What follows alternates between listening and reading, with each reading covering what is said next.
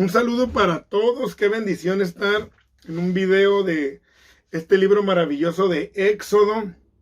Estamos en el capítulo 12, versículo 37 en adelante. Hoy estaremos platicando hasta el capítulo 13 en su totalidad. Y esperemos que sea de una bendición muy especial en nuestra vida, el ir platicando acerca de la palabra de Dios, ¿no? Entonces, ve por tu Biblia y analizaremos verso a verso en este video para continuar en esta serie de Éxodo. Dice, partieron los hijos de Israel de Ramesés a Sucot como 600,000 hombres de a pie, sin contar niños. Estos lugares geográficos son difíciles de encontrar, aunque les pondré por aquí un mapa para que se den una idea más o menos de dónde están hablando, aunque muchos historiadores ponen diferentes puntos.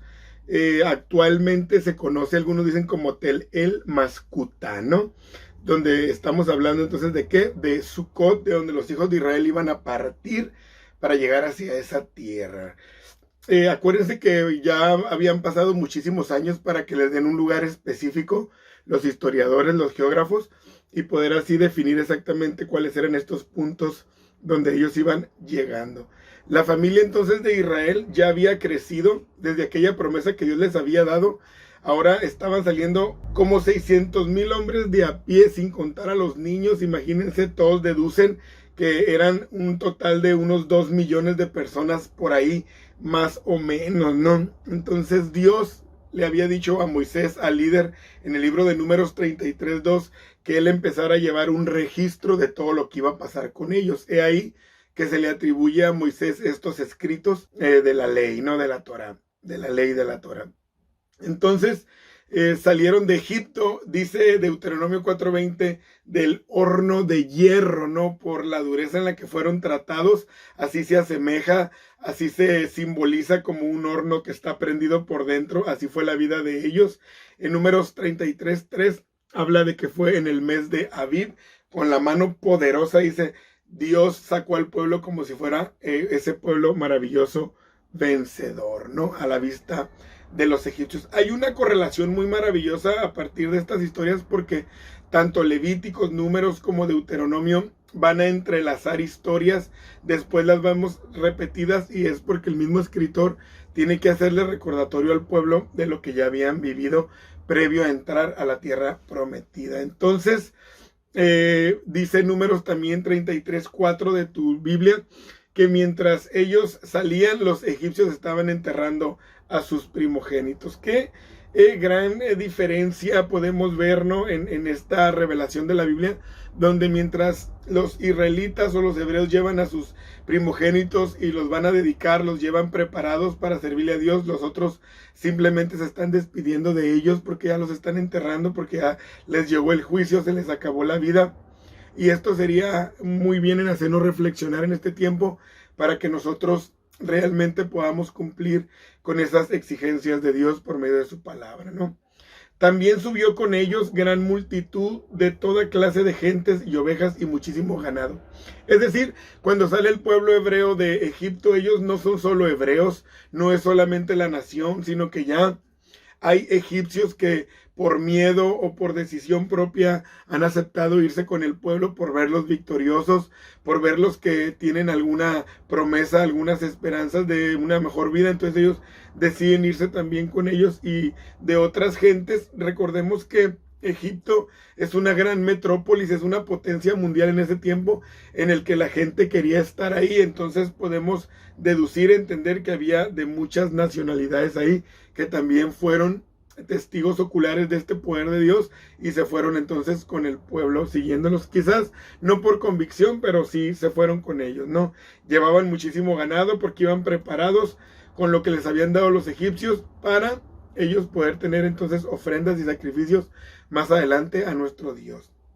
Y cocieron tortas sin levadura de la masa que habían sacado de Egipto, pues no había leudado, porque al echarlos fuera los egipcios no habían tenido tiempo ni para prepararse la comida. Como dice la Biblia, todo fue en un abrir y cerrar de ojos. Habían salido de prisa, que era lo más importante, ser libres. No había nada más importante ya para ellos, sino que sentirse ya a salvo de aquella opresión que habían estado sintiendo, ¿no? En este tiempo también debe de ser lo más importante para el cristiano. Muchos dicen, no, pues primero voy a terminar la escuela y luego le sirvo a Dios. O primero ya que me case, ya que tengo una familia, o ya que no sea tan joven, o primero quiero realizar mis sueños materiales, o poner mi empresa, o dedicarme a lo mío, a la economía. Puros pretextos, cuando debemos entender que urge servir a Dios, urge la salvación, urge que Él sea nuestra prioridad. Y lo vemos desde este libro de Éxodo, que es el segundo libro de la Biblia, donde Dios en esta historia antigua ya nos estaba enseñando que urgía que buscáramos la salvación en cada tiempo, en cada generación. El tiempo que los hijos de Israel habitaron en Egipto fue 430 años, dice el verso 40, ¿no? Bueno, estos 430 años los podemos contar desde el llamamiento de Abraham en Génesis capítulo 12, y fueron, dice el historiador Flavio Josefo, que fueron entre Canaán y Egipto los 430 años, es decir, no totalmente los 430 ahí en esclavitud. Por ahí pueden ver en este canal un video de cronología de la Biblia donde explico todo el tiempo que ellos vivieron ahí. Entonces también otros historiadores dicen que antes Canaán también era tomada como parte de Egipto, por eso aquí lo redondea como si todo fue en Egipto.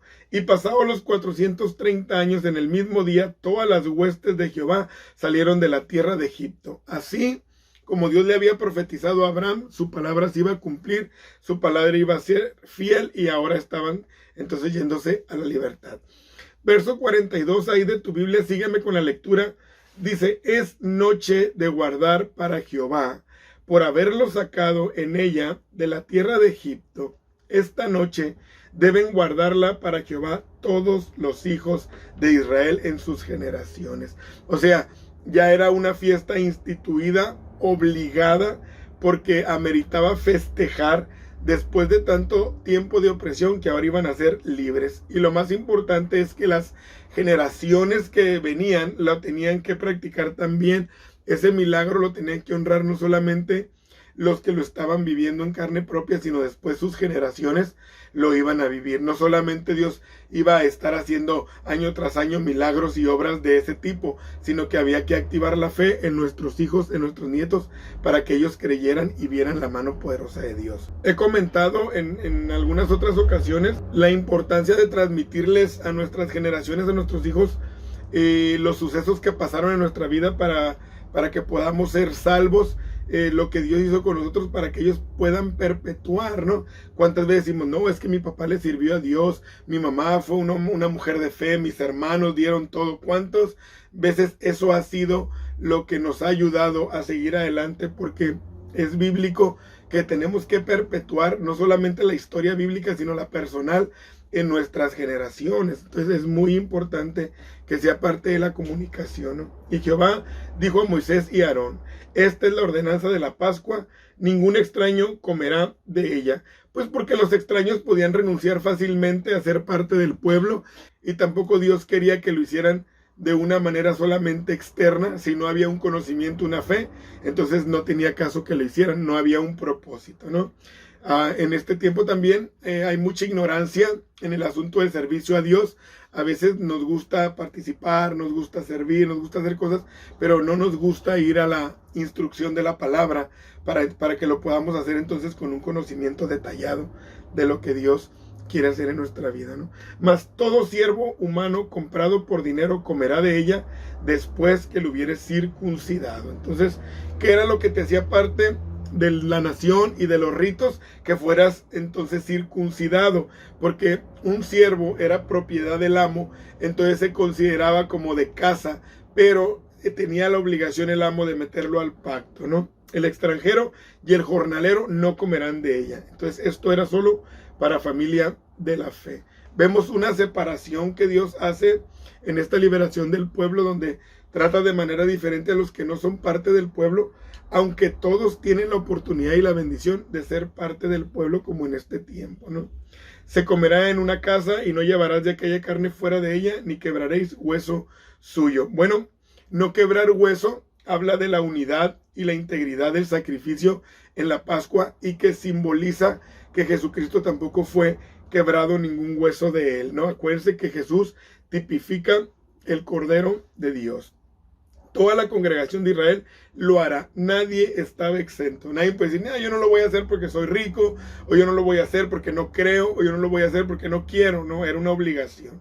Mas si algún extranjero morare contigo y quisiere celebrar la Pascua para Jehová, séale circuncidado todo varón, y entonces la celebrará, y será como uno de vuestra nación, pero ningún incircunciso comerá de ella.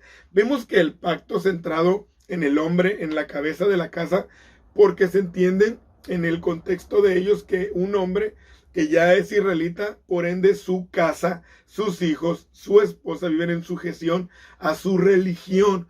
Por eso se le habla a los hombres como representantes de Dios, como los encargados de transmitir este mensaje, ¿no? Los extranjeros no tenían la puerta cerrada, solamente que debían de cumplir con el rito de la circuncisión, y era lo que ellos no querían. A veces el mismo pueblo de Israel decía, no, es que es para nosotros, es nuestro Dios, pero no, Dios siempre quiso ser el Dios de todos, ¿no? De aquí que a los que no son del pacto entonces se les dijera incircuncisos, ¿no? O sea, que están fuera del pacto. En el verso 49 dice, la misma ley será para el natural y para el extranjero que habitare entre vosotros. Verso 50, así lo hicieron todos los hijos de Israel, como mandó Jehová a Moisés y Aarón, así lo hicieron. Y en aquel mismo día sacó Jehová a los hijos de Israel de la tierra de Egipto por sus ejércitos, ¿no? Después de tanto tiempo llegó la libertad, entonces ya iban a empezar un nuevo comienzo, donde iba a ser otro proceso difícil también para ellos, pero ahora Dios estaba con ellos. Llegamos al capítulo 13 de los 40 que tiene el libro de Éxodo, y dice, Jehová habló a Moisés diciendo, conságrame todo primogénito, cualquiera que abre matriz entre los hijos de Israel, así de los hombres como de los animales, mío es. Aquí hay una parte muy importante. Dios había salvado a los primogénitos de los hebreos porque les dio la forma para que ellos fueran salvos. Entonces ameritaba que a ellos ahora se dedicaran al servicio de la obra de Dios, porque los egipcios estaban enterrando a los primogénitos, pero los hebreos no. Entonces ahora las familias iban a gozar de ver a sus hijos en el servicio a Dios. Y ya no iban a ser consagrados como los paganos que consagraban a sus primogénitos a sus dioses para que lloviera, para que los beneficiaran, etcétera, etcétera. Ellos los iban a ver consagrados, pero al único Dios vivo, para que ellos los vieran disfrutando del servicio. En el verso 3 del capítulo 13 dice, y Moisés dijo al pueblo, tened memoria de este día, en el cual habéis salido de Egipto, de la casa de servidumbre, pues Jehová os ha sacado de aquí con mano fuerte, por tanto no comeréis leudado. Vosotros salid hoy en el mes de Abib.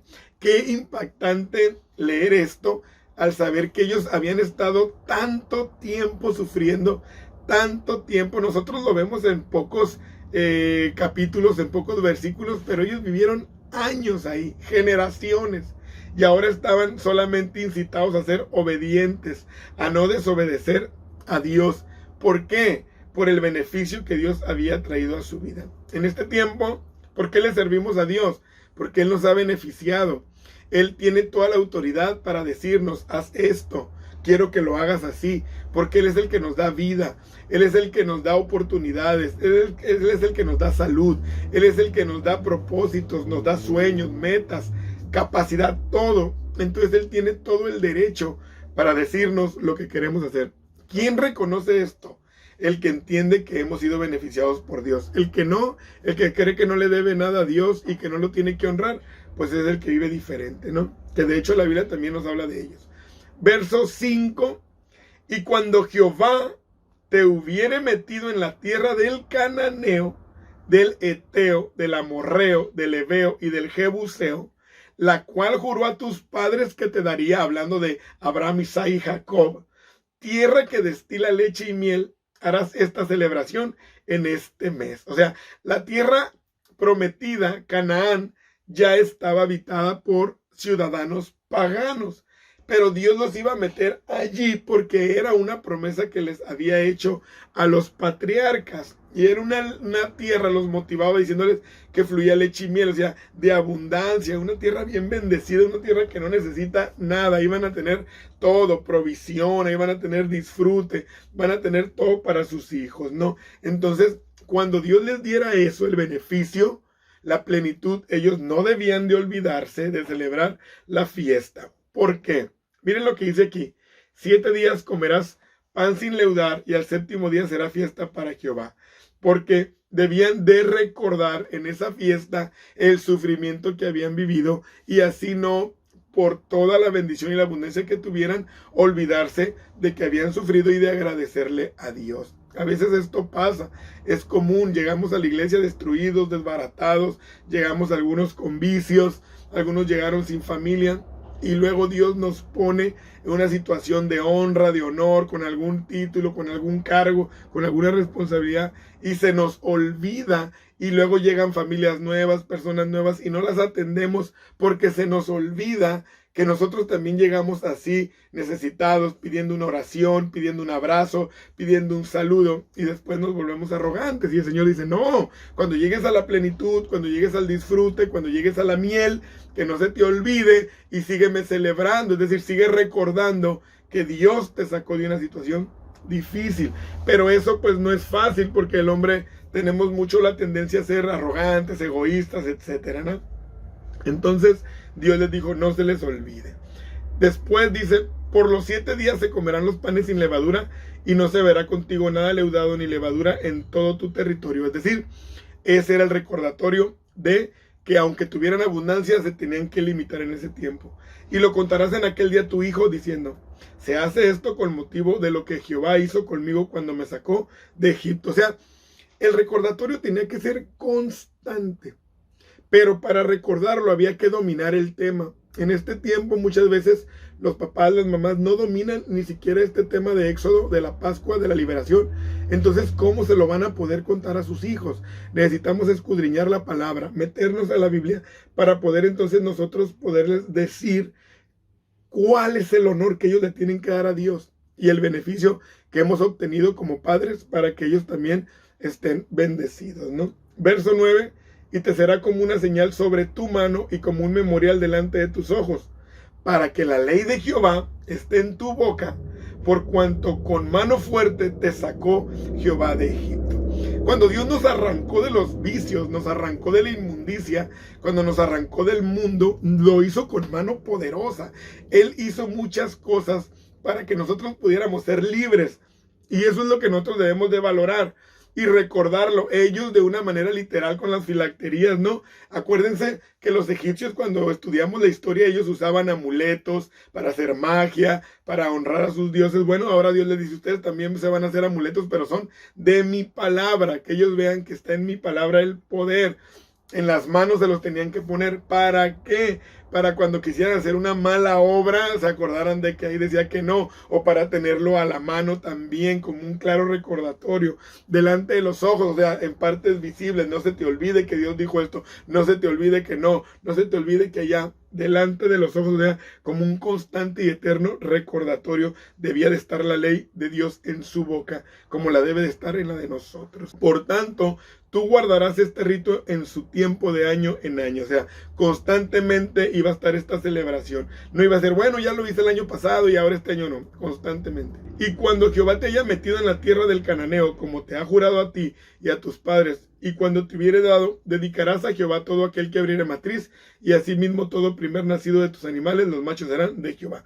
Es decir, cuando ellos llegaran a Canaán, lo primero que tenían que hacer era esta consagración de los primogénitos y de los animales que Dios les había dado por haberlos rescatado, ¿no? Deuteronomio 15, del 19 al 23, decía que no se debía servir del primogénito de los machos de las vacas, es decir, no lo debían utilizar, porque ya no les correspondía, ni tampoco podían trasquilar el macho primogénito de las ovejas, porque eso era para Jehová, aunque ellos lo tenían en su posesión, pero ya no era de ellos, no les pertenecía, ¿no? Entonces es algo que tenemos que cuidar. Eso pasa a veces también con nuestros diezmos, ahí los tenemos y queremos, no, sí lo voy a dar, o voy a dar menos, o voy a hacer esto, voy a hacer lo otro. No, no es correcto, ya no nos pertenece, porque ya está consagrado a Dios, aunque esté en nuestro poder. Ellos no podían usar ni sus machos y no podían ni trasquilar sus ovejas, porque ya le pertenecían a Jehová.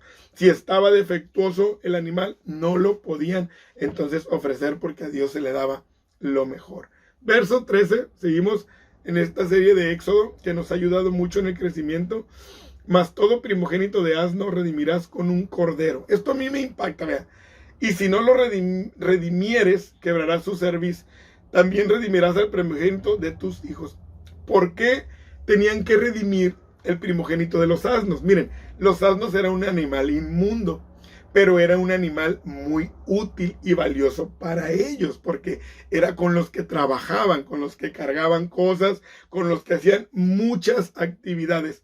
¿Qué es lo que dice el Señor? Bueno, como es muy valioso para ti, entonces me lo vas a redimir con un cordero que también te sirve, pero no tanto como un asno que es para tu producción, ¿no?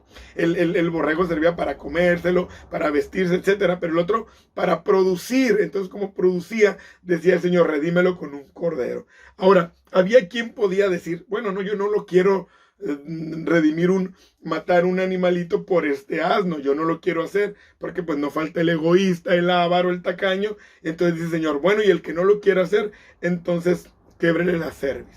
Entonces, ¿qué es lo que nos está diciendo ahí? Que es para Dios grato que nosotros le demos lo que Él nos está pidiendo. O sea, en otras palabras le está diciendo, bueno, si alguien no quiere dedicarme un borrego por el asno, entonces mata el asno y quédate sin nada.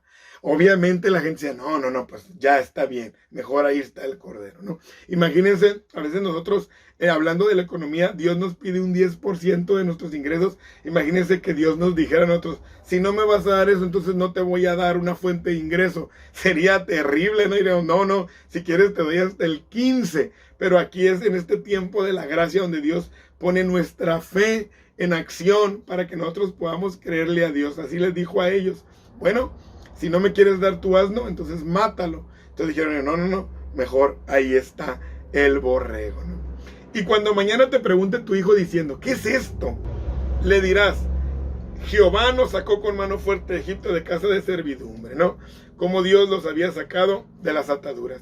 Y endureciéndose Faraón para no dejarnos ir, Jehová hizo morir en la tierra de Egipto a todo primogénito, desde el primogénito humano hasta el primogénito de la bestia. Y por esta causa yo sacrifico para Jehová todo primogénito macho y redimo el primogénito de mis hijos. Es decir, como Él me dio, entonces yo le doy.